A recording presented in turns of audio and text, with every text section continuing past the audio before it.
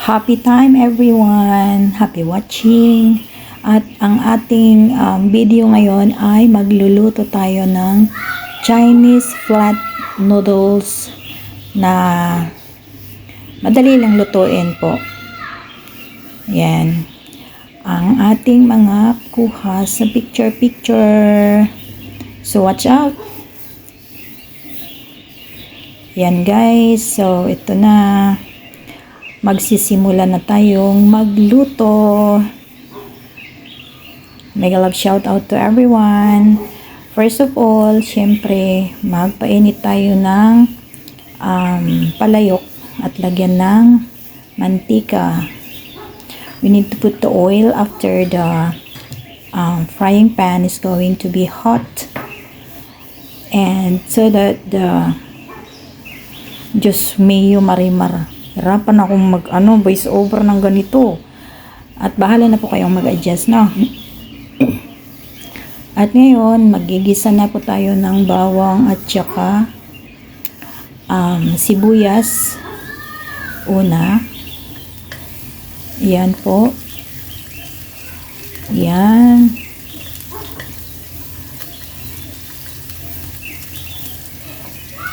Ukay-ukayin siya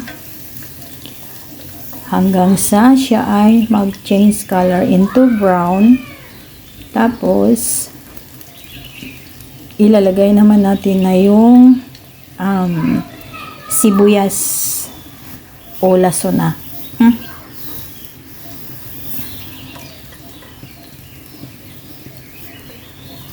Yan, lagay na natin.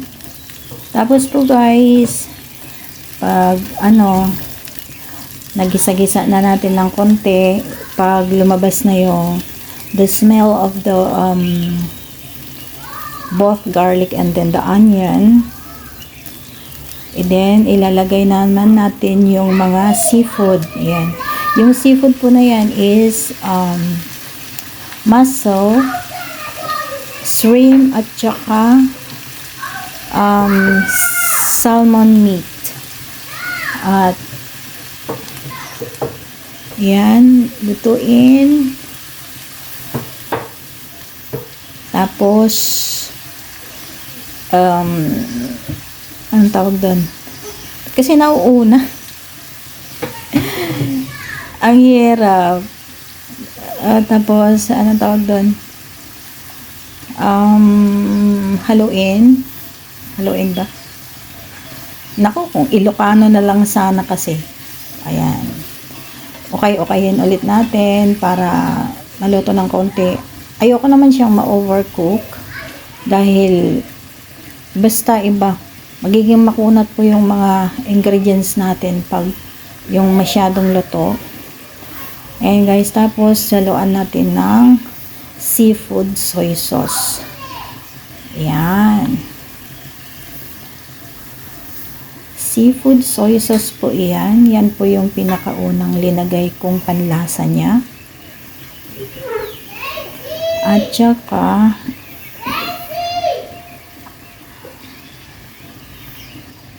yan.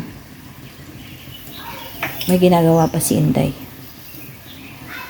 Linagyan pala natin dyan ng konting yung pangpasarap, panlasa. Tapos yan naman, ang linalagay ko ngayon dyan is pepper. Peppercorn.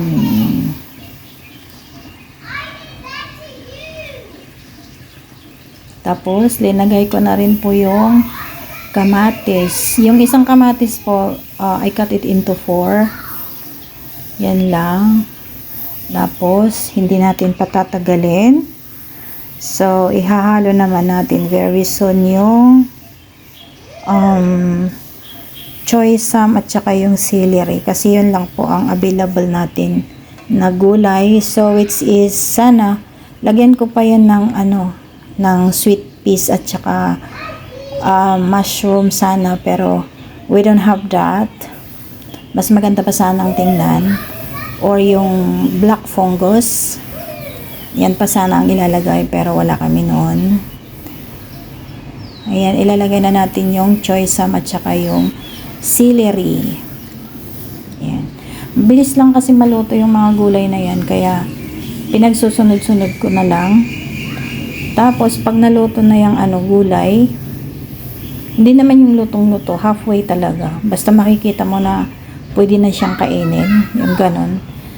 Ganon kasi ako magluto eh. I don't like the food that is going to be overcooked unless that is going to be stew, you know. And this one is really just only a stir fry. Pero ito na, hinalo-halo ko na, ganyan na yung kulay. Hindi pa gaano, halfway cook pa lang yung gulay, kaya green na green pa siya dyan. Tapos, ilalagay ko na rin very soon yung flattened noodles. Oh guys, yung flat noodles na yun is nabibili lang sa sa wet market po dito sa Hong Kong. Yan po. Nung nasa Singapore ako, ang tawag dyan is yata eh. Kung hindi ako nagkakamali, it's Kway Teow noodles. Yan. At saka kung gusto niyo pong kung gusto niyo pong lagyan siya ng ng itlog, mag-fry muna kayo yung scrambled egg. Tapos i-cut nyo siya ng stripe, tapos ihalo nyo dyan. Masarap po. Yung sa akin kasi yung linuto ko na yan is which we have vegetable inside the refrigerator. Yan na lang po ang ginamit ko. Kasi dadalawa lang naman kami ng alaga kong kumakain, guys. So yan po yung aming dinner. Hope you like the video. Madali lang naman po siyang gisa-gisa lang naman siya. Kung gusto niyo pong i-try, then yeah, masarap po yan. Yung mga simple dishes lang po ang kinakain namin alagang dalaga. Ayan, di ba?